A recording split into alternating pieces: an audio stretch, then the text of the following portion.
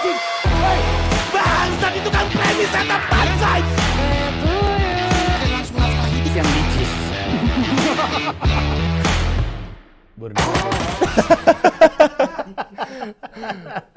Apa kabar Mas Panji? Basa-basi lu. Kita udah ketemu dari tadi juga. Kabar baik Borneo. Enggak, barangkali orang-orang udah lama nggak ngeliat Mas Panji dengan Borneo Verando ditanya-tanya lagi. Iya, kabarnya kalau lebih akurat kabarnya kabar jet lag. Gue ngantuk banget gue. Sampai sekarang? Iya nih, soalnya Tipur kita mintain tolong kopi nggak datang-datang. Berdiri doang tuh dia di situ. Emang dia patung Sudirman, berdiri doang. Lucu banget gue. Gimana Mas Panji? Apa aja tuh? Perkembangan karir di sana? Kalau di sana secara karir udah oke, udah stabil. Gue udah cukup bersyukur dengan apa yang gue dapat. Gue dapat kesempatan untuk rutin ngisi. Udah pasti setiap minggu gue ngisi aja, kerja gitu. Dibayar? Minimalnya dibayar. Minimalnya di Eastville dibayar $17 dan $24. 17 kalau Kamis dan Minggu, $24-25 kalau Jumat dan Sabtu. Sisanya kadang-kadang manggung di si Producers Club Theaters, kadang-kadang diajakin show-nya orang-orang, tapi udah dapat pass di Comedy Club, udah seneng. Sekarang ya jalanin aja, nikmatin. Joshua Palet sama Kevin Sanchez ngiri nggak Mas? Enggak. Mereka memang, gue nggak tahu ya. Setahu gue Josh belum pernah dapat pass di Comedy Club, tapi dia sering banget ngisi istilahnya alternative rooms. Alternative rooms itu adalah acara-acara stand up yang bukan diselenggarakan sama Comedy Club. Itu banyak tuh. Karena di Amerika Serikat mereka tuh komikanya pada malas sama gate orang-orang gatekeeper, orang-orang yang ngejagain siapa boleh manggung, siapa nggak boleh manggung, sehingga mereka pikir udah kita kerjain aja acara sendiri. Nah Josh banyak banget acara-acara di alt rooms gitu. Kevin Sanchez juga, walaupun Kevin Sanchez sih udah dapat pass di Comedy Club. Itu sifatnya open mic atau? Show. Oh, show. Josh kadang-kadang nge-host. Dia salah satu host paling handal di skena New York saat ini, sehingga dia banyak dipakai. Tapi dia kadang-kadang ngisi juga. Kalau Kevin Sanchez lebih banyak ngisi daripada show. Jadi kalau dari sisi jumlah show yang mereka isi, mereka masih lebih banyak daripada gue. Mereka berdua kalau di Indonesia Kayak siapa? Bonaristek bukan? Kayak Bonaristek. Iya lagi. Dalam arti komunitasnya kenal mereka, respect mereka, sayang mereka, lucu, manggung, tapi ya belum ada di level yang dilihat sama orang di luar skena gitu. Okay. Ngomong-ngomong soal karir stand up nih Mas Panji. Sekarang udah di New York. Kita tarik mundur ke belakang ke karir Mas Panji selain stand up. Mas Panji kan loncat-loncat tuh. Hip hop. Gimana loncatnya? Kurang ajar. Kan ada foreground-nya ya. Betul. Dari rap, ya kan. Terus juga penulis, terus siaran. Pada akhirnya jatuh hati di stand up. Itu kan pasti ada sesuatu tuh. Apa yang bikin Mas Panji jatuh cinta gitu? Apa yang Mas Panji bikin anjing kayaknya emang di sini deh gitu? Sebenarnya gue udah punya bayangan mau stand up jauh sebelum gue nulis, jauh sebelum gue presenter TV, apalagi jauh sebelum gue nge-rap gitu. Karena waktu gue kuliah, gue itu sadar sekali ini ada sesuatu yang spesifik dari gue. Gue kuat ngomong lama, gue bisa bikin orang ketawa, dan bahasa Inggris gue bagus saat itu. Jadi gue mikir nih spesifik sekali. Di antara teman-teman gue bahasa Inggris gue relatif paling oke, mungkin salah satu yang teroke. Gue kuat ngomong lama banget, yang gue pernah cerita kalau lagi dosennya lagi nggak ada, gue cerita asal muasal. Anak-anak minta asal muasal mangkok, gue bisa cerita sejam. Asal muasal bakyak bisa cerita sejam. Itu kan bukan skill yang semua orang punya. Tapi gue nggak tahu artinya gue harus jadi apa. Dalam pencarian gue, waktu gue ke Kota Kembang, gue ngeliat DVD bacakannya Robin Williams Live in Broadway. Waktu gue nonton pertama kali, gue mikir, loh ini gue harusnya jadi kayak gini. Cuman nggak ada yang ngelakuin itu. Ada Ewell, tapi tidak cukup untuk melahirkan profesi bukan profesi, maksudnya pelaku profesi lain gitu. Cuman ada Iwel yang gue tahu. Jadi Iwel Sastra. Jadi kita artinya gue dan siapapun yang kepikiran untuk jadi stand up comedian, nggak bener-bener meyakini bisa jadi stand up comedian. Nah jadi itu ada di kepala gue, tapi jalan untuk pada akhirnya pede untuk stand up itu ngelewatin nge-rap dulu, ngelewatin nulis dulu. Sampai akhirnya ketika gue bikin Twilight Concert, gue putuskan untuk, ini kan penonton gue juga, coba colongan. Ngelempar satu beat kena, momen ketika lu ngelempar joke dan orang ketawa, itu kepuasannya tuh lebih instan daripada misalnya lu nge-rap bahkan. Apalagi nulis buku, karena butuh waktu untuk bukunya nyampe ke pembaca. Kalau stand up itu lu ngelempar joke, instan banget rewardnya. Bulan depannya gue nyoba untuk 15 menit, ternyata pecah juga. Minggu depannya coba 15 menit. Jadi setelah lama diendapkan, terus dilaksanakan, rewardingnya tuh lebih gede. Plus, gue beruntung karena ada dalam pusaran ledakan skenanya aja, gara-gara Kompas TV kan. Makanya gue selalu menolak untuk dibilang gue sebagai yang meledakan skenanya. Gue mah kebetulan ada di dalamnya. Lebih ke Ernest dan mungkin Radit. Tapi ketika gue terlibat di dalamnya, karena Panji ini selalu punya hasrat untuk gue coba bikin ini lah, coba bikin itu. Kebetulan jatuhnya di era pasca stand up Indo, gue yang pertama bikin spesial. Spesialnya nggak ada duitnya, tapi lagi-lagi rewarding. Dijalanin lagi, lama-lama ternyata mulai kelihatan ada semacam momentum. Momentumnya juga signifikan sama penghasilan. Ya kita realistis aja gitu. Duitnya ada, ya udah kita double down gitu istilahnya. Di film tuh ya, ini juga gue belajar gara-gara terlibat di promo film. Di film itu ada kecenderungan kalau lu ngerilis film hari Kamis, lalu Seninnya itu jumlah penontonnya lebih banyak dari penonton hari Kamis, berarti film itu gerak. Dan kalau filmnya gerak, filmnya dituangin promo lebih daripada biasanya. Tapi kalau misalkan filmnya ternyata jumlah penontonnya hari Seninnya kalah banyak sama hari Kamisnya, berarti nggak gerak, jadi nggak dituangin duit. Yang berarti di industri film itu ketika ngeliat ada sesuatu yang bekerja dengan baik, langsung double down. Effortnya, investasinya double down. Nah kalau diibaratkan sama pilihan karir gue, kelihatan si stand up ini layak untuk di double down gitu. Dan ketika gue konsisten ya terus membawa gue ke hari ini. Bahasa simpelnya, karena duit. Duit, betul. Anda dengar itu? Uang. Ya tapi kan kelihatan gitu bedanya. Karir stand up sampai tahun ini terhitung 12 tahun. Apakah itu formula itu juga bekerja dengan karir yang lain? Rap misalnya. Ya masalahnya itu tadi itu. Gue gimana ya? Harus mengakui bahwa beruntung juga gue. Karena seandainya kolamnya Hip Hop Indo itu kayak kolamnya stand up Indo, bisa jadi sama. Bisa jadi, cuman masalah situasinya beda. Ada masalah kultur, ada masalah support di antara para pelaku. Hip hop yang lebih seneng, kultur battle-nya itu gede banget. Kultur saling ngejatuhinnya gede banget gitu. Kultur lu nggak ada apa-apanya itu gede banget. Di stand up Indo kan nggak kayak gitu. Semua itu saling ngangkat, jadi naik bareng-bareng gitu. Terus stand up Indo itu dari awal itu udah jualan tiket. Jadi dari awal itu udah ada monetisasi. Hip Hop Indo nggak seperti itu. Hip Hop Indo terkenal banget, susah banget nyari duit gitu. Orang pada nggak mau beli album. Klub yang mainin lagu-lagu rap pada bubar karena orang-orang pada jebolan masuk. Jadi serba susah nih. Orang yang mencintai hip hop pun referensinya itu banyak datang dari bajakan gitu. Jadi kan beda kolamnya. Dan ledakannya kalau di hip hop sudah lewat. Era 90-an awal gitu. Kita nih masih riak turunnya tapi masih gede gitu. Jadi situasinya beda. Kalau di buku juga susah gitu karena industri percetakan itu kalau ngomong soal gatekeeping ya itu juga lebih rigid ya, penerbit, editor gitu-gitu. Terus ada lagi gatekeeper dari sisi toko bukunya. Ya, kalaupun lu lolos dari gatekeeper editor, masih ada gatekeeper toko buku.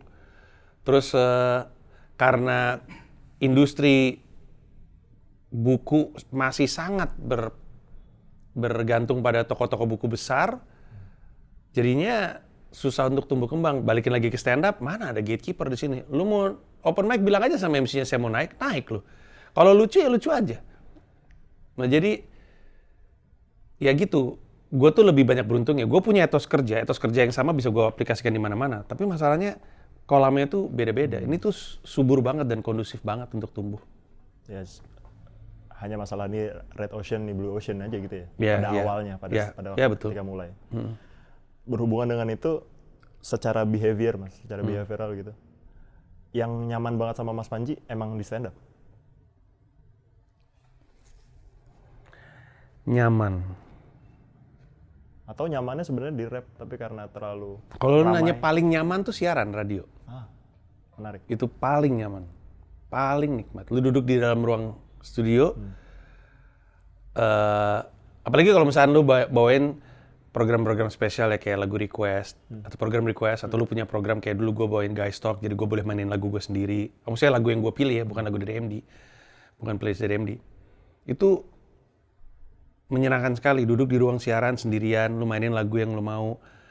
Setiap 2 lagu sekali lu buka slide, lu ngomong sama pendengar lu udah belajar gimana caranya supaya lagi ngomong one to many tapi kayak one on one. Terus kedekatan dari pendengar radionya yang ngirim entah itu SMS, itu tuh apalagi udah jam 10 sampai jam 12, bahkan jam 12 sampai jam 2 pagi. Itu nggak nyandu. Makanya banyak banget penyiar-penyiar lama kembali siaran. Karena nyandu siaran tuh. Jadi kalau nikmat itu, tapi kalau rewarding stand up. Nggak ada yang lebih membahagiakan selain lu lagi keluar ke depan semua orang, jadi diri lu sendiri, lalu diterima. Justru karena lu jadi diri lu sendiri. Menjadi penyiar juga kadang-kadang lu nggak bisa benar-benar jadi diri lu sendiri. Tapi sebagai stand up comedian, lu naik ke atas panggung, gua lagi jadi gua, terus orang terima. Wah itu, makanya special pertama itu selalu memancing orang untuk, kayaknya gua bikin special lagi. Karena ketawa yang kita dengar waktu kita bikin special, beda dari ketawa yang kita dengar ketika misalkan kita open mic atau corporate gig, beda. Beda banget, rasanya beda. Kalau rewarding stand up, tapi kalau nikmat dan nyaman tuh siaran radio. Oke. Dari sisi itu kalau kita tarik ke kebiasaan sehari-hari, gue kan sempat ngikutin Mas Panji setahun. Gue ngeliat Mas Panji, kebiasaan Mas Panji kalau lagi stand up. Itu ada satu kebiasaan yang mungkin orang nggak punya keinginan untuk nanya, tapi gue hampir selalu penasaran. Mas Panji tuh selalu tiap mau naik, selalu ada gesture untuk apa ya, nepuk-nepuk lantai, ngusap-ngusap lantai, terus pas nama dipanggil Panji Pragiwaksono, gitu. Nah itu datangnya dari mana Mas Panji? Sihir itu. Jadi kalau lantai gue giniin, pak, semua langsung Panji lucu. Nujum itu, ilmu nujum. Lu pernah nggak mau ngelakuin sesuatu yang deg-degan terus lu gini, gitu. Ayo gitu. Pernah nggak gitu? Sebenarnya itu.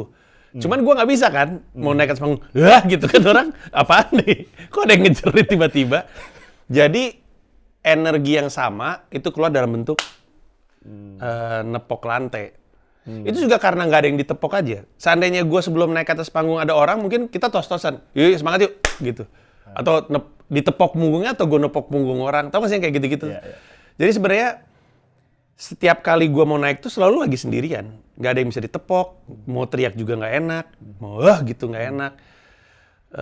Kayak lu kalau ngeliat gue main basket atau main bola, pasti lu nggak kalau misalnya gue habis masukin, kadang-kadang gue suka teriak sendiri, gitu karena ada pelepasan gitu. Sebenarnya itu sama, jadi pengen ngelepas aja. Dan gesture sebenarnya yang gue cari itu sebenarnya aneh sih kalau gue akuin ya. Tapi yang gue cari tuh debunya. Gue ambil terus gue giniin. Nggak tahu gue, kalau ditanya kenapa gue juga nggak tahu. Tapi mungkin karena gue lagi jongkok dan gue lagi nunggu gue mau nepak, tangannya tuh jadi refleks sendiri gitu. Dan biasanya selalu gitu, selalu nyari. Gue ambil gitu. Terus udah gitu gue tepak, terus gue naik. Nah, tapi yang banyak orang nggak tahu adalah sejak gue ke New York itu hilang. Itu yang mau gue tanyain sebenarnya. Iya. Coba perhatiin, sejak gue balik lagi. Emang lu pernah ngeliat gue nepok lantai? Gak pernah lu. Iya. Karena waktu di sana Malu gue. Ngapain nih orang, kata orang Amerika ya, kata orang Brady, apaan lu lucu kagak, ritual lu. Dan ini apa namanya, yang lain nggak gitu, nggak ada yang ngebadanin. Gue pernah sekali ngebadanin, tapi mesti jauh-jauh. Karena yang lain nggak ada yang ngebadanin. Di sana nggak ada yang ngebadanin? Nggak ada yang komat kami, nggak ada. Ngadep tembok gitu gini-gini. Nggak ada. Unik juga ya. Kadang kelihatan juga. Seandainya mereka ngebadanin mungkin lebih solid. Kadang kelihatan kalau ada orang nggak siap itu atau lupa atau ngeblank itu kelihatan. Gue lama-lama ngerasa kayaknya ngebadanin itu kultur kita deh. Terus karena nggak ada yang ngelakuin, akhirnya udah gue diem sendiri gitu. Gitu-gitu. Itu pun yang lain nggak gitu.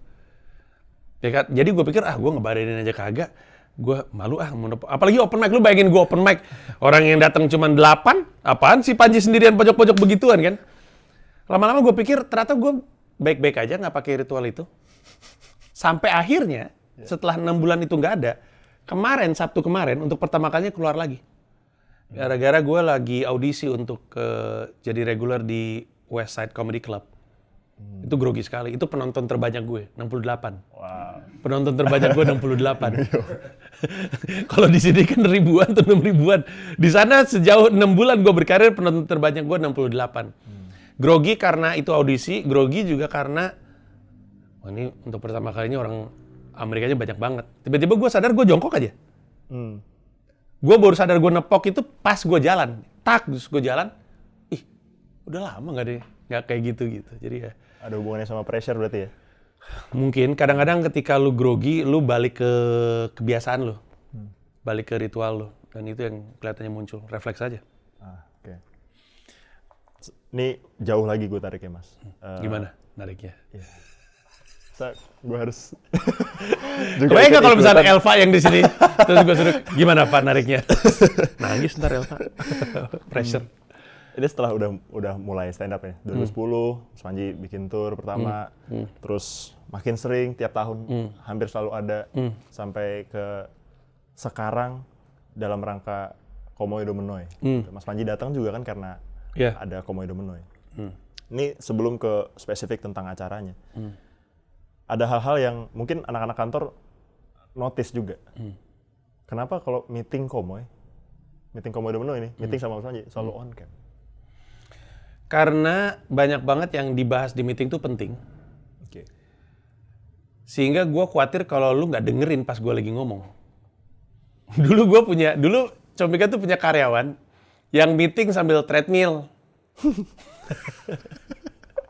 Iya bener. Dan nggak apa-apa juga, terserah. Cuman kan gue kadang-kadang di meeting tuh gue selalu bilang, gue kalau nggak ngeliat lu bawa catatan, gue nggak yakin lu inget dah. Kan gue suka bilang gitu kan. Artinya gue juga nggak ngelarang kalau lu mau sambil treadmill. Tapi lu inget gak nih gue ngomong sesuatu? Karena ntar kejadiannya pas meeting kemudian, ini kita semua pasti sering deh denger gue. Ingat nggak di meeting kemarin kan bukannya kita harusnya ngomongin ini gitu. Dan itu terakhir meeting 14 hari sebelum Komodo Menoy. Harusnya kan meeting 7 harinya kan hari Senin. Iya kan? Meetingnya baru ntar nih. Jadi kenapa gue selalu minta on cam? Karena gue pengen memastikan lu setidaknya nggak lagi ngapa-ngapain gitu ketika gue lagi ngomong gitu. Apalagi ketika poinnya misalkan gue lagi ngomongin, BT jangan lupa ya nanti kita bikin desain ini gitu. Kalau BT kameranya nggak nyala, BT tuh art director kami ngomong-ngomong, kameranya nggak nyala, kan gue nggak yakin dia ngejawab. Atau nggak yakin dia merhatiin gitu. Nyalain lu ngapain sih gitu. Kalau dia nyalain, gue bisa tahu bahwa emang dia lagi merhatiin gitu. Sehingga kapan-kapan mudah untuk gue nyalahin dia. Lu nggak ada alasan, lu ada di situ. Jadi gue sebenarnya mau karena ada hal yang lu bisa kontrol, ada hal yang lu nggak bisa kontrol. Lu bisa ngontrol untuk memastikan peserta meeting lu lagi merhatiin. Di luar itu, gue nggak bisa kontrol. Kalaupun dia kameranya nyala, abis itu dia lupa, itu kan di luar kontrol gue. Tapi gue punya peluang untuk mastiin dia nyimak dengan minta dia nyalain kamera. Di luar itu mungkin lebih kepada antara gue adalah makhluk lama yang masih bawa kebiasaan lama di era baru, atau di era baru ini orang lupa bahwa masih ada hal-hal yang membutuhkan etika atau kesantunan gitu. Kayak kalau misalkan kita lagi meeting dari rumah masing-masing, ya nggak dipaksa untuk pakai celana, nggak dipaksa untuk pakai baju bagus. Tapi apakah kemudian ketika klien lu lagi kameranya nyala terus lu nggak, atau nggak yang kayak gitu-gitu. Jadi ini kan era yang baru ya, kita masih sama-sama bingung gitu. Tapi secara umum sih untuk memastikan yang bisa gue kontrol, yaitu orang-orang gue suruh kameranya nyala supaya gue bisa memastikan mereka nyimak gitu. Gitu aja. Berhubungan dengan kontrol dan tidak bisa dikontrol. Ini kan Komoy berjalan dari sebelum pandemi. Ketika pandemi masuk, kita nggak bisa mengontrol gitu. Yang bisa kita kontrol hanya dari sisi perencanaannya gitu. Ini kita mau ngapain nih setelah ini selesai kan gitu. Kita 2 tahun nih ditunda gitu kan. Banyak orang yang juga kecewa karena ditunda berkali-kali sehingga banyak yang refund. Tapi uniknya ini setelah gue lihat yang refund tuh kebanyakan lebih banyak karena nggak bisa datangnya di tanggal yang ditentukan. Lebih banyak yang nahan tiket. Ada beberapa pertanyaan, tapi yang gue paling penasaran apa yang menurut Mas Panji bikin mereka mau nahan tiket? Percaya sama gue. Percaya bahwa si Panji ini pasti akan jalanin, dan kalau ini jalan pasti gue puas. Dan sebenarnya bukan hanya dari sisi lucu, tapi dari sisi service.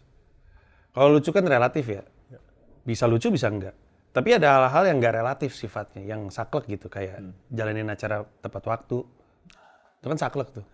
Mereka percaya bahwa kalau Panji jalanin acara, pasti ada banyak hal-hal yang akan memuaskan gua gitu. Dan karena mereka percaya, dan karena mereka ingin untuk dibikin puas, jadi mereka memutuskan untuk yaudah nggak apa-apa gitu. Di sisi lain, gue cukup yakin, karena prinsip promonya Comika, membantu yang mau supaya bisa. Gue rasa banyak orang lupa ya, bahwa pandemi kan masuk ke kita kan Maret kalau gue nggak salah. Februari itu ada billboard, ada 10 billboardnya Komodo Menuai di sekeliling Jakarta, 1 bulan sebelum pandemi. Pada saat itu, orang pada nanya kenapa promo jauh-jauh banget. Bulan Februari, acaranya buka penjualannya Juni, acaranya masih harusnya tuh 2020 Desember ya. Akhir iya, Desember. Lupa gue. Pokoknya Q3, Q4. Tapi dari saat itu gue tahu bahwa yang beli tiket gue tuh banyak yang benar-benar nabung koin. Jadi karena kita peduli sama mereka, kita bantu dari sisi promo supaya mereka bisa. Mereka tuh mau. Tapi kalau misalnya lu mepet-mepet, ngasih taunya, jadi nggak bisa. Nah jadi karena udah dibantu dari lama untuk bersiap, ketika waktunya tiba, kendati pun pandemi, duitnya udah ada. Dan karena duitnya udah ada, ketika duitnya udah dikasih ke Panji, udah lu pegang aja dulu dah. Udah pokoknya ini tahun runyam banget. Tapi gue tahu kalau misalkan lu jalanin, gue akan happy gitu. Makanya salah satu hari terbahagia gue di tahun 2020 adalah malamnya setelah keadaan kahar. Keadaan kahar malamnya yang di Sky Lounge itu. Malamnya gue di DM sama orang, ini hari terbaik gue di tahun 2020. Satu orang ngomong kayak gitu. Tahun 2020 tahun yang runyam sekali untuk kita semua. Kalau ada orang bisa bilang hari itu adalah hari terbaiknya dia gara-gara nonton gue, udah cukup buat gue. Lawak loh, Bor, lawak.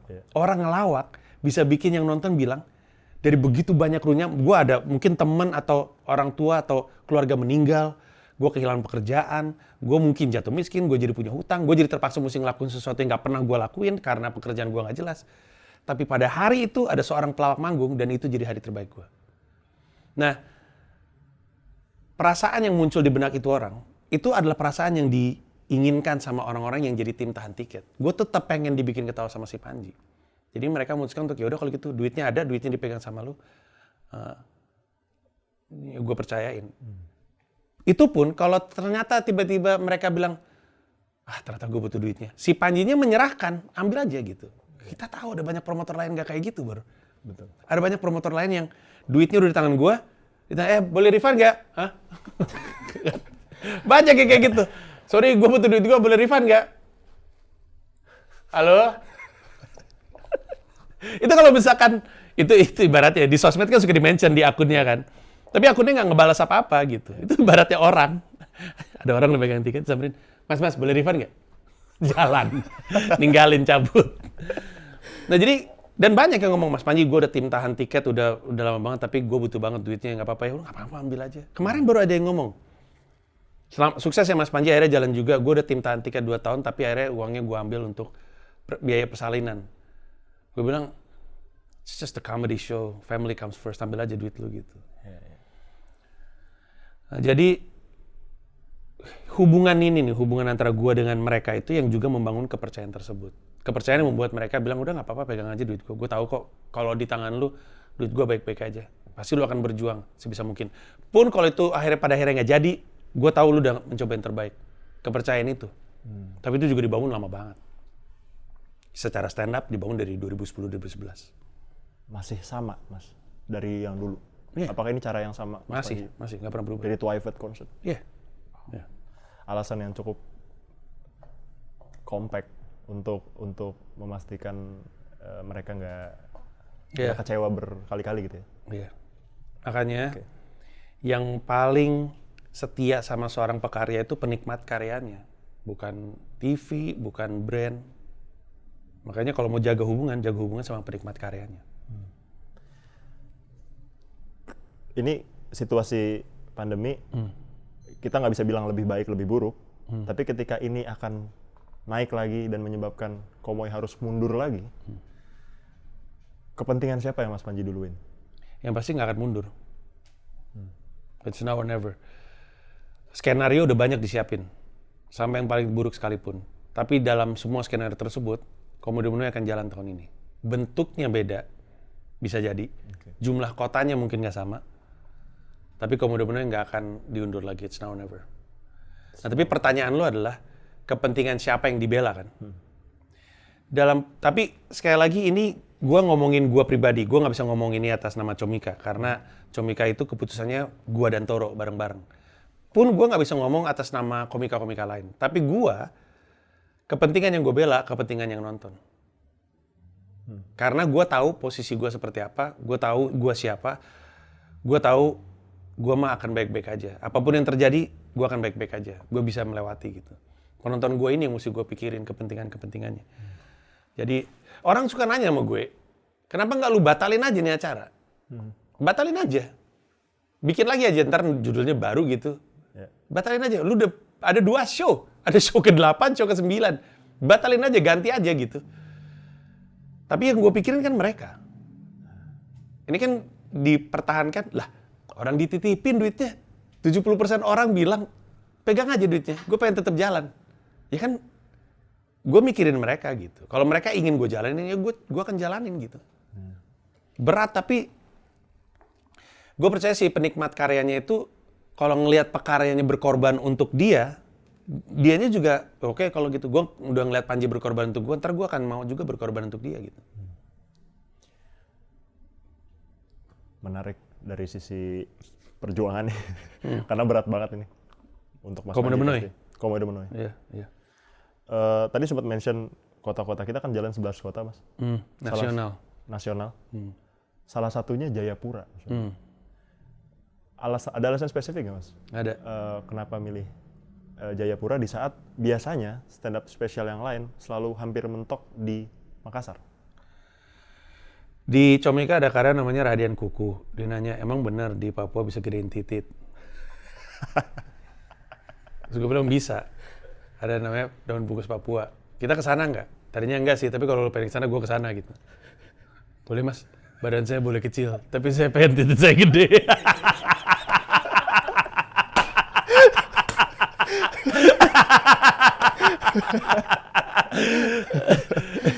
Gini,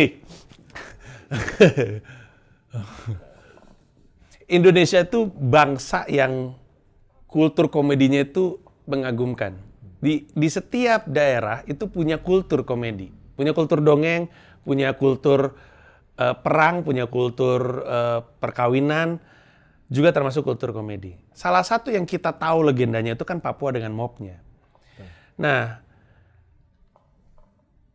gua tuh selalu ingin stand up comedy itu jadi bagian dari perpanjangan kultur komedinya Papua gitu. Jadi kalau di Papua ada mob, apakah stand up comedy kemudian bisa jadi bagian dari perpanjangannya? Tapi sayangnya tumbuh kembangnya stand up di Papua itu terkendala dengan kurang banyaknya referensi. Salah satunya dari sisi pertunjukan, dari sisi senior-seniornya yang jarang ke sana.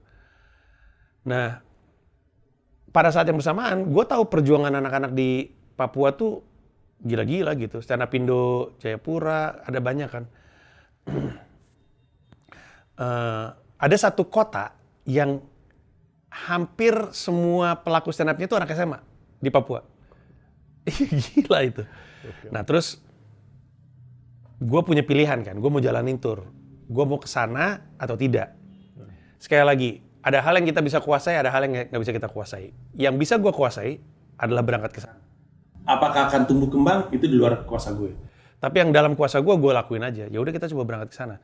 Gue udah tahu persis dari pertama kali gue bilang, ini nggak akan jadi project yang profitable. Tapi ketika kita ke sana bukan profit juga yang dicari. Kita ke sana untuk membuka jalan bagi komika-komika lain untuk ke sana. Nah, sejujurnya, gue nggak tahu apakah joke gue akan bekerja dengan baik atau tidak di sana. Nggak tahu gue. Paling nggak ada bayangan gue, paling antah berantah. Tapi gue akan coba aja. Gue akan coba ngeraba, gue akan coba menyesuaikan. Dan apapun hasilnya nanti udah sebuah pencapaian. Tentu gue pengen bikin mereka pecah, nanti kita coba aja. Tapi kalau gue udah kesana, pulang-pulang gue bisa cerita banyak sama yang ada di sini. Kalau mau kesana baiknya begini, belajar dari kesalahan gue dan segala macamnya. Kalau gue kesana mungkin yang lain akan kesana lagi, sehingga lebih banyak referensi lagi, sehingga lebih semangat lagi anak-anak di sana. Kan sejak dimundur-mundurin, peluang untuk pertunjukan ini punya profit yang mengagumkan tuh makin surut. Jayapura sebelum pandemi aja udah merah pembukuannya. Jadi makin merah. Tapi gue tahu ini nggak akan gue tutup. Apalagi ketika gue ngeliat perjuangan anak-anak di sana untuk promo, untuk nyari opener lokal itu gila banget. Jadi ya udahlah, ini sesuatu yang kita mesti lakuin dengan harapan yang lain juga jadi ikutan. Spiritnya masih spirit pembuka jalan berarti Mas ya, untuk kita jalan ke Papua. Iya, karena gue selalu tahu posisi gue di komunitas seperti apa gitu. Kalau si Panji bisa, berarti gue juga bisa gitu. Apakah itu artinya Komodo Menoi International Tour juga akan berjalan? ada? Oh iya, harus. Salah satunya adalah karena ini penting untuk opener gue juga. Untuk Brata, Popon, Jupri, Mamat, ini penting untuk mereka juga. Jadi akan diperjuangkan. Tapi kotanya yang mana nih? Sejujurnya masih ngeraba. Dan lagi ngitung kalau dari posisi berangkatnya dari New York, si Panji jadi berapa nih biayanya gitu. Tadinya aja harus diakui, tadinya Amerika nggak dalam daftar. Tapi sekarang jadi ada peluang untuk, kayaknya salah satu kotanya di Amerika deh. Si Panji udah di situ soalnya. Gitu. Atau di sana ada stand up Indo NYC kan? Itu dia, betul. Ramai banget komunitasnya, satu. Rakyat satu. Tadi Mas Aji sempat mention opener. Ini kita mau ngambil contoh. Ini sebenarnya unik juga nih. Pemilihan opener di kota pertama dan kota terakhir, yaitu Bintang Emon di Yogyakarta dan Marcel Widianto di Istora di Jakarta. Waktu Mas Panji milih itu, nama mereka kan belum se-booming sekarang ya. Maksudnya udah dikenal, tapi belum yang kayak sekarang semua orang tahu mereka. Ada alasan spesifik nggak Mas Panji saat itu kenapa milih Bintang Emon di kota pertama, Marcel Widianto di kota terakhir? Alasan gue milih opener mah selalu sama. Gue suka sama komedinya, sehingga gue pengen penonton gue lihat dia. Dan gue percaya ini orang gue taruh di mana aja jadi. Udah. Oh berarti nggak ada alasan, soalnya kayak kebetulan gitu. Kan yang krusial dari sebuah tour kan hampir selalu di pembukaan dan penutupan. Nah, opener di kota pembuka dan kota penutup itu gong semua gitu, orang yang semua orang tahu. Jadi orang mungkin mikir ini strateginya Panji kali ya gitu. Atau emang seperti yang Mas Panji biasa bilang apa? Karena Mas Panji visioner. Enggak. Karena Allah sayang sama gue, Nah, bagus. Ya tapi bahkan waktu diputuskan nama ini, gue tahu dia akan ditaruh di kota apa. Tapi gue nggak tahu urutan kotanya loh. Oh. Kan yang nentuin kita kemana dulu kan anak event. Jadi bener-bener gue cuma tahu gue pengen nama-nama ini. Habis itu dia di sini, dia di sini, dia di sini. Sisanya urutannya terserah lu deh. Dan gue ngerti. Gue waktu itu juga pernah ditanya gimana rasanya punya opener-opener yang waktu lu pilih statusnya di dunia hiburan tuh nggak kayak sekarang.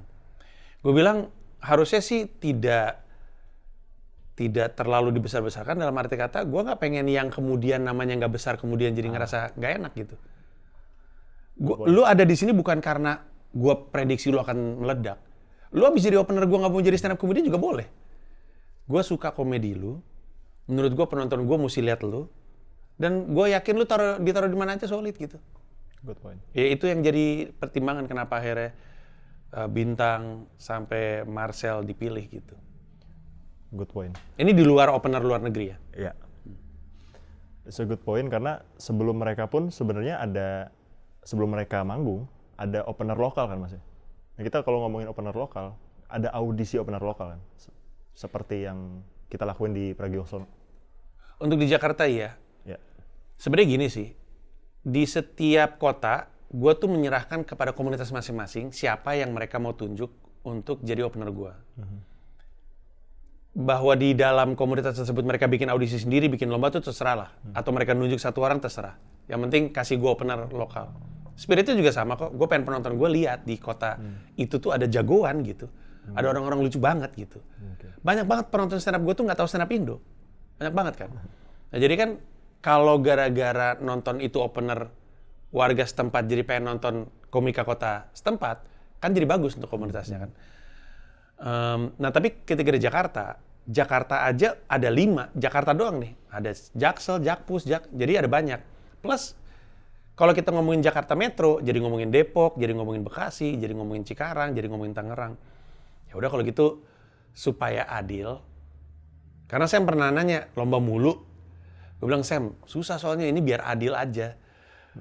Kalau ditunjuk satu nanti yang lain akan komplain gitu. Akhirnya supaya adil ya udah di audisi aja. Dan audisinya opener lokal Jakarta itu selalu jadi pertunjukan tersendiri gitu. Karena semuanya ingin lebih ke mungkin jadi opener gua ada nilainya untuk mereka, gua nggak mau menampikan. Tapi lebih kepada di komika itu terdengar santer loh bahwa manggung di penontonnya Panji itu enak. Jadi banyak yang pengen manggung di depan penonton gue juga. Coba aja lo tanya Frimawan, Adri, Coki, Pardede, Jegel, segala macam itu kan pernah Rere. Mereka kan pernah manggung di depan penonton gue dan mereka tahu enaknya gitu. Iya. Kalau kita tarik ke audisi opener lokal di Pragiwaksono misalnya, itu kan acara pecah banget tuh Mas. Gue juga hadir saat itu dan gila-gilaan. Tapi itu kondisinya masih banyak open mic, ya kan? Ketika pandemi, terus Komoy jalan akan ada audisi opener lokal. Betul. Dengan situasi open mic yang lebih sedikit dari yang saat itu, kan pasti berpengaruh ke latihannya mereka gitu ya. Selain dari sisi kelucuan dan lain-lain, pertimbangan Mas Panji untuk milih opener lokal dengan kondisi yang seperti ini? Nggak ada. Pokoknya menurut gue solid dan gue suka dan menurut gue penonton gue mesti lihat itu yang gue pilih. Udah itu doang. Waktu Putra Patinama ini bagian dari peserta audisi opener lokal yang di sana, yang di Wahid Hasim waktu itu. Dan waktu itu Putra pecah banget. Persaingannya termasuk Andri Sakti, gue ingat ada Andri Sakti. Gue baru pertama kali lihat Andri Sakti itu di situ. Nah, gue tuh ada banyak yang gue suka. Terus pada akhirnya gue mesti milih di antara yang gue suka ini mana yang kira-kira mau gue bawa sekarang untuk spesial yang ini. Nah jadi nggak punya pertimbangan lain selain gue suka, gue pengen penonton gue lihat dan menurut gue dia solid aja ditaruh di situ. Ya udah. buat gue mah gampang. Semua orang tahu gue gampang ketawa gitu. Dan gue maksudnya nggak tendensius gitu, nggak punya aspek-aspek lain. Gue tarik lagi ke show intinya Komedi Menoy. 2 tahun ditunda, apakah ada beat yang berubah karena penyesuaian dengan kondisi sekarang? Atau gimana Mas? Beat yang berubah ada, tapi berubahnya bukan karena situasinya yang udah 2 tahun berlalu, tapi cara gue stand up ternyata udah berubah dari 2019. Jadi gue punya rekaman semua open mic gue kan, ada 5-6 video open mic 2019. Pas gue tonton, gue bilang, kalau gue kok gue gitu sih gitu. Nggak gitu cara bawainnya, gue ganti. Jadi cara bawain yang berubah. Dan itu kelihatan di beberapa beat. Sisanya ada beat yang nggak jadi gue bawain. Karena udah dibawain di keadaan kahar dan ternyata ini sebabnya. Lalu ada kejadian-kejadian baru dalam hidup gue seperti perseteruan saya dengan PSI.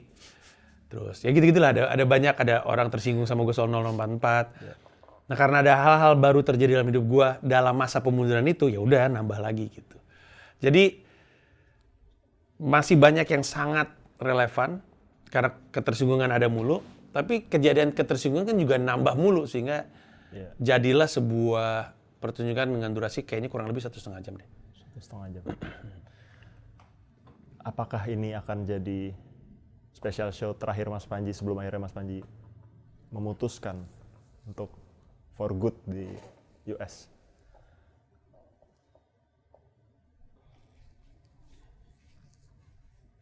Kalau dibilang terakhir sih tentu tidak.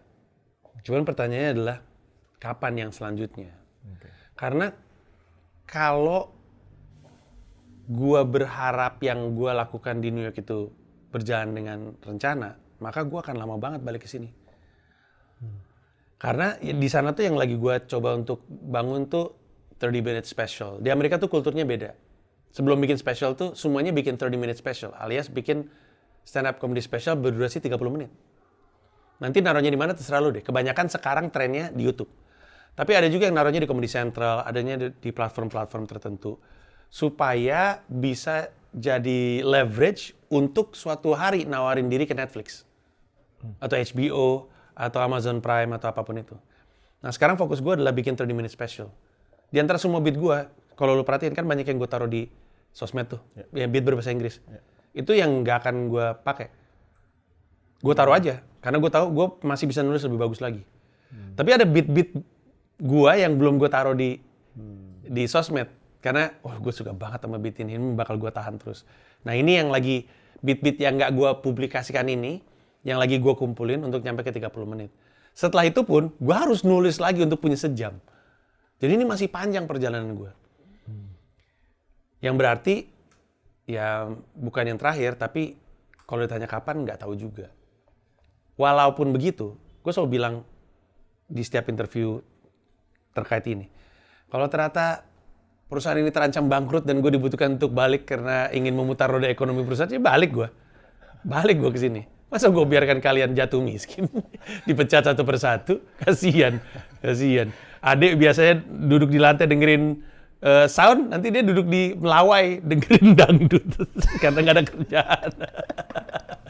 Pokoknya kalau dibutuhkan sama perusahaan untuk kembali, karena si Panji setiap kali tur muter roda ekonomi, ya gue akan balik. Tapi gue berharap di sini baik-baik aja, berharap gue baik-baik aja, tapi dengan itu, maka gue akan lama sekali untuk kemudian bikin special lagi di sini. Semoga apapun yang terjadi tetap baik untuk keduanya ya Mas ya. Toh ketika gue di sana dan semuanya berjalan dengan rencana, yang di Indonesia kan tetap bisa menikmati. Entah itu mungkin di Netflix, entah itu nggak tahu sih gimana bentuknya, tapi pencapaian gue akan tersiar juga kok sampai sini. Tapi setelah semua ini berakhir pada akhirnya nih Mas, Komoy selesai, Mas Panji ke US. Menurut Mas Panji sendiri, ini kan akan Mas Panji tinggal lama. Masih harus, enggak ya? Masih harus lama. Mas Panji akan tinggalkan dengan waktu yang cukup lama. Anggaplah 5 tahun.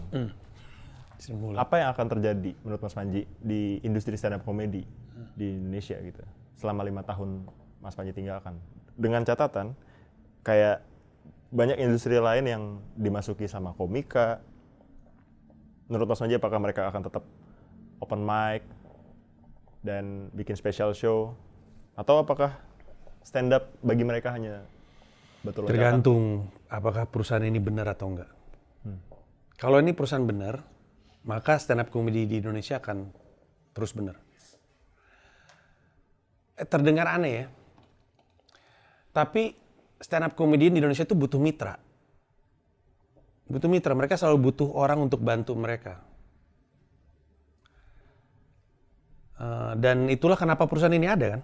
Perusahaan ini kan kalau dilihat dari fitur-fiturnya, udah jelas dia didesain untuk bikin komika bisa tumbuh kembang sampai tahap di mana dia bisa makmur. Udah itu doang.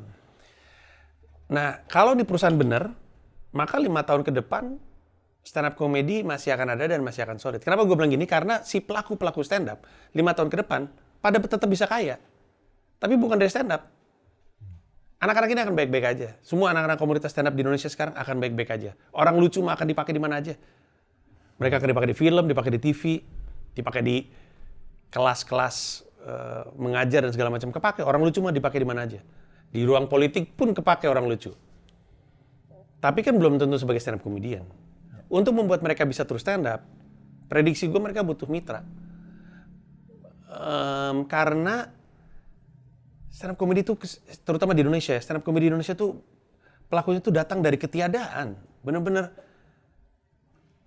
Ebel tuh lulusan kelas 3 SD. Kelas 3 SD. Orang kayak Ebel, orang kayak siapapun yang ada di stand up Indo akan selalu butuh mitra untuk membantu dia tumbuh kembang. Nah jadi kalau ini perusahaan bisa jalan dengan benar, dan tentu ada perusahaan-perusahaan lain, tapi kan perusahaan lain kan di luar kuasa gue. Yang dalam kuasa gue ya perusahaan ini. Kalau perusahaan ini jalannya benar, dia bisa jadi mitra untuk komika, maka stand up comedian 5 tahun ke depan akan selalu ada dan selalu bagus gitu. Dan kalau bercandanya komika ya, bercandanya komika kan semua job diambil sama Panji kan gitu kan. Ya. Yang diambil, yang biasanya kalau Panji nggak ngambil baru turun ke bawah. Nah sekarang dengan Panji nggak ada, udah nggak bisa lagi kan mereka ngomong semua job diambil Panji. Kosong tuh di atas tuh, nah, harusnya disikat-sikatin. Panji nggak ada nih, sikat-sikatin aja. Yang tersedia tuh sikat-sikatin. Dan dengan itu mereka jadi lebih makmur, lebih biasanya ya, walaupun nggak pasti ya. Biasanya kalau lu udah punya duit di kantong, lebih punya ruang yang lega untuk mikirin karya. Jadi ya kita harapkan stand up comedy-nya ada terus dan tumbuh terus dan bagus terus dan makin banyak gitu. Kan sebenarnya yang dicita-citain adalah ada lebih banyak stand up comedian yang kemudian bisa ngisi gedung pertunjukan 5.000, 7.000 orang, tiketnya sampai 1 juta selain si Panji gitu. Dan itu akan bisa terjadi dalam 5 tahun. Oke. Ini terakhir Mas Panji. Ini mungkin akan terdengar ofensif pertanyaannya, tapi bukan bermaksud ke sana. Lebih kepada menurut Mas Panji, komika atau siapa yang menurut Mas Panji secara karir akan cepat nyampe di posisi karirnya Mas Panji yang sekarang?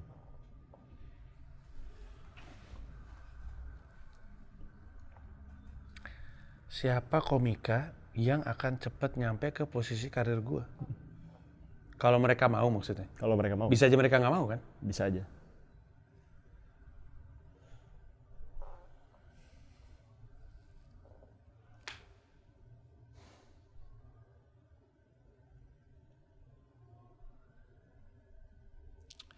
Awe.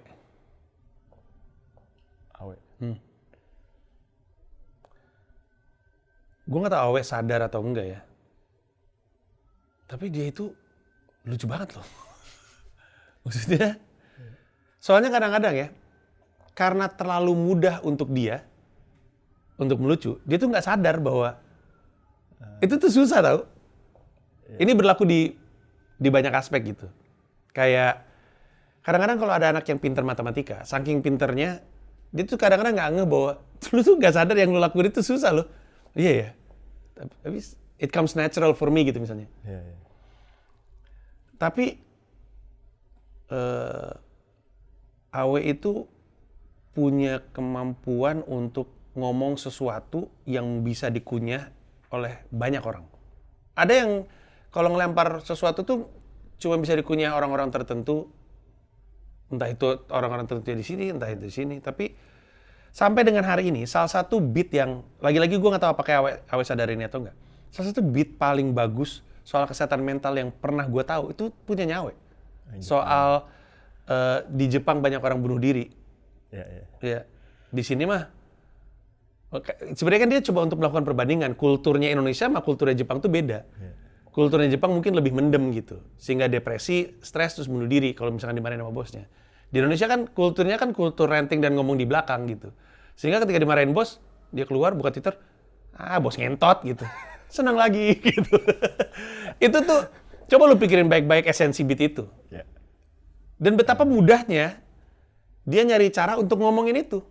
Kan Chris Rock pernah bilang, it's not that smart if only smart people understand your joke. Jadi kemampuan Awe itu mengagumkan sekali gitu. Dan Awe itu juga tahu apa yang bukan. Tadi gue mau tahu apa yang dia mau, tapi mungkin gue nggak punya hak untuk ngomong gitu ya. Tapi lebih kepada Awe itu bisa menavigasi karirnya ke titik di mana dia jualan apapun orang pada beli. Kayak itu kaosnya Podcast Seminggu, tiap bulan ada edisi baru dibeli mulu. Podcast Seminggu bikin live dibeli juga. Digital downloadnya Pidato Presiden tahun berapa tuh masih konsisten. Karena mungkin Awe juga nggak punya layer gitu. Orang bisa dengan mudah kenal dia. Tapi gue ngomong gini nggak mau ngasih ekspektasi apa-apa sama Awe ya. Tapi bisa jadi salah satu, artinya gini, Awe mah terserah. Karena gue bilang, kalau seperti gue kan kesannya musik ke 5.000, musik ke 7.000. Tapi orang kan nggak harus ke situ. Karena gue ingat waktu itu Brata pernah ngomong, dia nggak punya aspirasi untuk ngisi tempat-tempat kayak gitu. Dia pengen paling gede 1.000 aja, 1.200. Yang mana nggak apa-apa juga. Bisa tetap hidup kok. Dari karya gitu. Cuman menurut gue salah satu yang bisa nyampe ke situ tuh ya Awe. Yang lain juga bisa. Tapi salah satu yang, karena gue paling kenal Awe sih. Paling dekat. Awe udah nempel sama gue sebelum ada PT bahkan. Kalau hampir setiap tur gue kan ada Awe. Mesaknya Bangsa World Tour, Awe ikut. Juru bicara, Awe juga ikut jalan-jalan ke Tokyo. Waktu Pragiwaksono, Awe ikut jalan-jalan ke Eropa. Waktu gue Nusantara, Awe ikut. Waktu PT berdiri, Awe orang pertama. Gitu. Jadi karena gue lama banget sama Awe, gue ngelihat proyeksinya Awe dan jadi makin tahu gitu. Mungkin yang lain juga bisa, tapi karena gue paling tahu Awe, yang keluar itu. Oke, Mas Panji. Dari gue mungkin selesai. Tapi kalau Mas Panji punya titipan untuk orang-orang. Gue baca satu pertanyaan di elu, tapi nggak keluar. Kalau nggak salah pertanyaan itu tentang, kayaknya pertanyaan terakhir, tapi kalau gue nggak salah di skrip pertanyaannya adalah siapa yang bisa ngejar Mas Panji. Itu? Nah, pertanyaan beda soalnya. Karena gue mau jawab, karena ada orang lain pernah nanya itu juga. Si Panji udah nggak kekejar ya? Nah, gue tuh pengen bilang bahwa gue tuh bukan untuk dikejar. Gue nggak minta dikejar. Yang gue lakuin ini bukan untuk dikejar. Gue cuma buka jalan. Kalau itu jalan yang mau lo ambil juga, yaudah jalanin. Sebenarnya itu yang pengen gue sampein ke orang-orang. Gue nggak pengen apa yang gue lakuin ini justru discouraging. Jauh banget ya si Panji mana nggak kekejar gitu. Orang suka nanya sama gue, menurut lu bakal kekejar nggak lu? Menurut lu bakal kekejar nggak gitu? Bukan untuk dikejar. Oh, namanya juga advance team. Ya kan emang suruh berangkat duluan.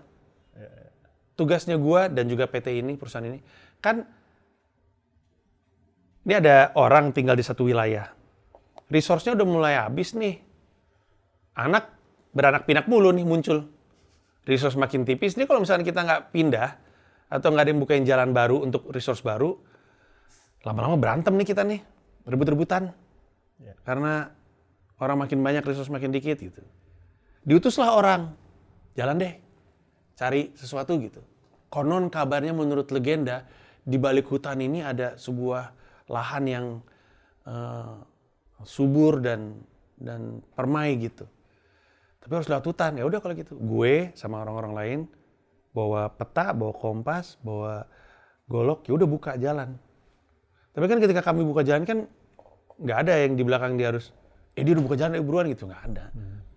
Buka jalan aja. Ntar yang buka jalan mah resikonya udah pasti beset-beset, nyasar, malaria, udah pasti deh tuh. Itu resiko orang mau buka jalan. Tapi ketika udah nyampe ke sana, yang di belakang gue bisa bilang, bener. Legendanya bener, ada wilayah gitu, udah dibukain jalannya. Mau ke sana nggak? Ya kalau mau ke sana boleh. Yang ada di wilayah ini kan nggak mesti semuanya pindah ke sana. Tapi yang mau pindah ke sana ya boleh gitu, udah dibukain jalannya. Ya udah jalan aja. Jadi gue bukan untuk dikejar. Gue berharap nggak ada lagi yang mikir gue mesti dikejar. Gue cuma mau buka jalan yang merasa mau ngambil jalan tersebut udah dibukain, dan lu bisa kok. Udah lebih enak sekarang. Nanti ketika di sana ntar kita ketemu lagi. Kalau gue masih hidup. Ini baik dari perandaian ataupun dari nyata ya. Mungkin kita akan ketemu kalau gue masih hidup. Tapi jangan discouraged gitu. Jangan jadi kayak, Panji cepet banget. Karena bukan itu yang jadi cita-cita gue. Itu aja. Oke. Udah wawancara lama-lama, kopi tuku nggak datang-datang juga nih anjing.